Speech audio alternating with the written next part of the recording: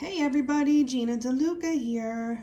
Okay, so today is a crazy busy day, and the child has a concert, so we have lots to do, and I don't have time to paint. So it's just been really busy with this CD release and just the music and the kids stuff and all the other stuff. So I have not been able to paint. Things will be slowing down and I will be getting back to my regular schedule. But for right now, I had people asking about how some of these pieces dried. So I thought that I would show you that. But also I need to say some thank yous to the people who help bring these videos to you by keeping me stocked up in supplies. Bless your hearts. Victoria Wolf, Martha Keller, Tina Gillespie, Shannon Perry, Casey Hoy, Leanne Blackburn, Maxine Nealon, Shannon Perry, and Jessica Erickson. You guys rock. Thank you so much. So much. So, if y'all remember this one, that looks cool right there. Just looks like a wave about to crash. So this is the one with the,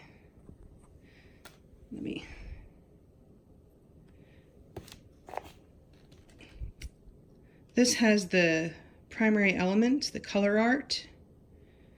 It's like an optical illusion. You look at it this way and it doesn't look like much is happening, and then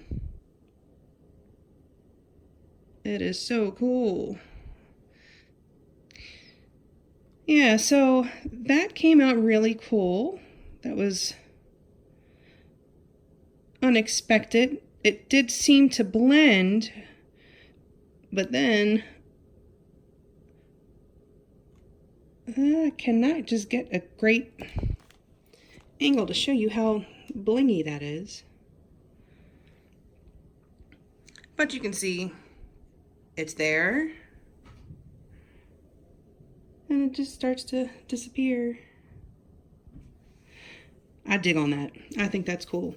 And then we have the first piece, Satchmo. This was the first primary elements piece that I did. Those colors still remained very vibrant. If you want to know how serious these pigments are, that right there. This stuff is no joke. Don't get it on your carpet. That soaked right through the gesso, and you can see I had a base coat on this, and it even went through that a bit. But I find that to be interesting. Now, I wonder what the dyeing properties of this stuff could be. If it has that much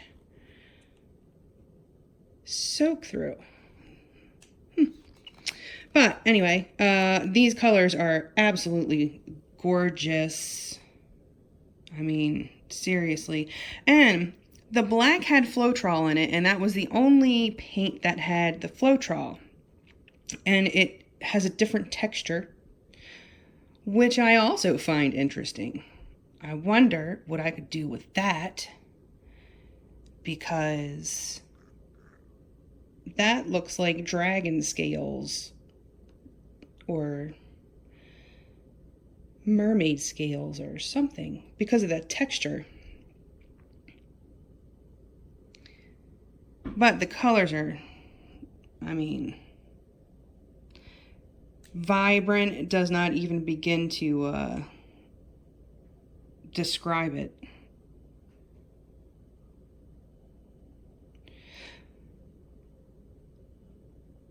Trying to get good angles to show you the bling. It's just, you know, the limitations.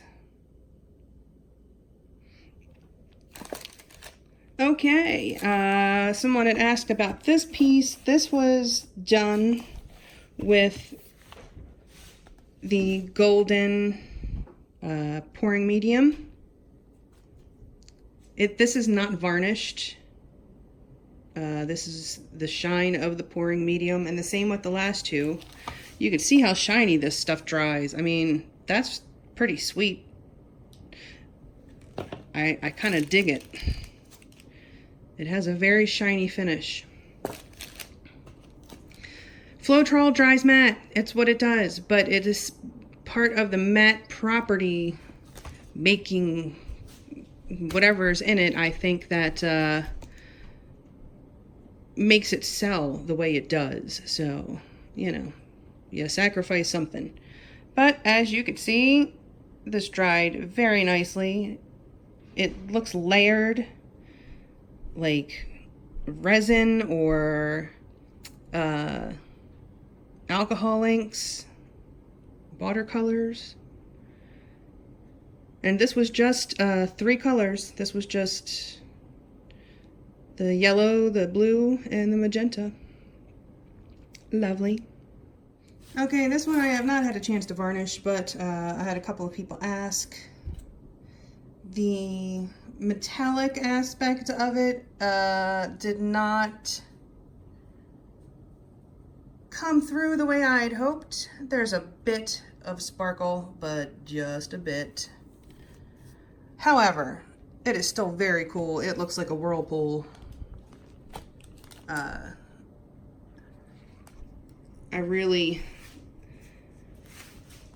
really do like the composition on this one. So, I'm pleased with it. I'm actually excited to see this one varnished when I finally get around to that.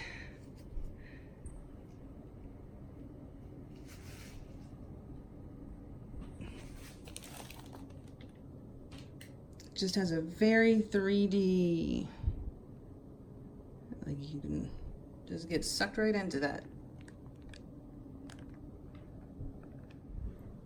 All right, so here's this piece. I can barely get this one in. This is a big one. This is not varnished yet either.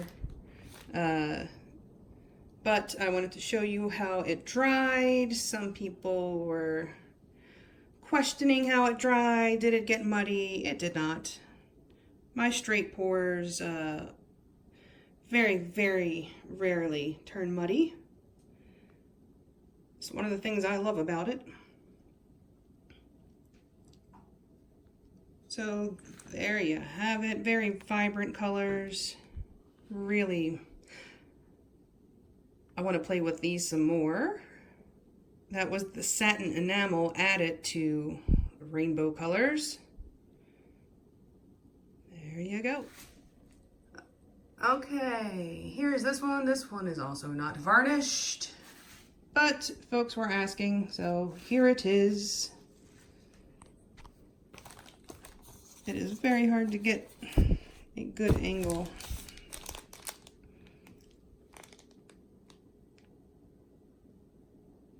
The sky came out really cool. It has a glow to it, which I like. And it appears to be directional, which is even cooler. Very puffy looking clouds. I will be varnishing this one soon. I'm gonna have a varnish day soon, so. Oh, there you go. And one more coming up. This one was sold before it was dry. But this one is varnished. I did a light varnish. Wasn't going for the super heavy resined look. But it has a very, very 3D effect in the water, which I love.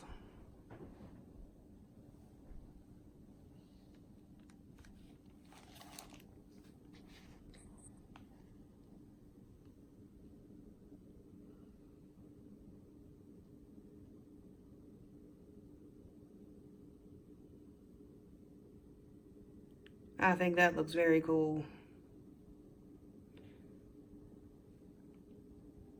And the horizon, if you can see it, there's just like this line of demarcation where the sky ended and the horizon starts. And I could not, if I had used a brush, I couldn't have made that happen like that. You know, if you look away at the, you know, at the horizon, just at the horizon, it appears brighter than it does above it. And that is exactly what that paint did right there. That was a very, very happy accident. And of course the sky, the cloud effect. I really like this piece, and I think I need to do a bigger version of this. But that just turned out so cool, that water.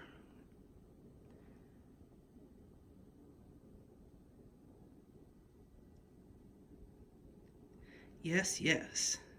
All right, you guys. That is it.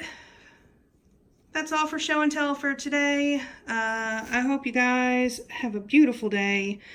Do check out the description box below for links to my website where you can purchase some of this art. And, well, actually, this probably isn't up on my website yet, but it is for purchase. If it's in my hand, you can buy it. So my website, our group, Go Make Some Art, on Facebook. What else? Oh, my PayPal tip jar, if you feel so inclined, if you find my videos useful or at least entertaining and want to help me stay stocked up in supplies, and my Amazon link.